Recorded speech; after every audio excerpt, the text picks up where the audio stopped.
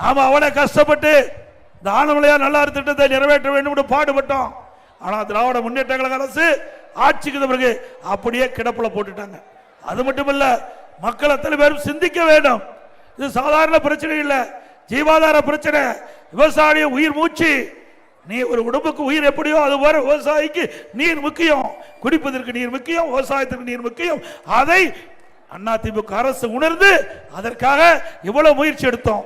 இன்றைக்கு தினம் திராவிட முன்னேற்ற கழக முதலமைச்சர் ஸ்டாலின் அடிக்கடி குறிப்பிடுகிறார், இந்தியா கூட்டணி இந்தியா கூட்டணி என்று எப்பொழுது பார்த்தாலும் பேசிக் கொண்டிருக்கின்றார். இந்தியா கூட்டணி இந்தியா முழுவதும் இருக்கின்ற பல கட்சிகள் ஒன்றாக இணைந்து அந்த அமைப்பை ஏற்படுத்தியிருக்குது. அதுல திமுக இருக்குது, கம்யூனிஸ்ட் கட்சியும் இருக்குது. இது அருமையான சந்தர்ப்பம்.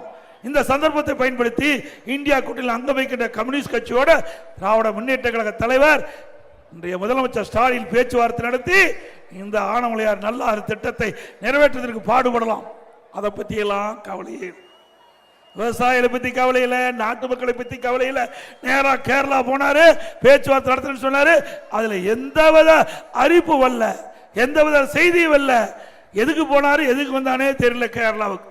அப்படிப்பட்ட முதலமைச்சர் தொடர வேண்டுமா?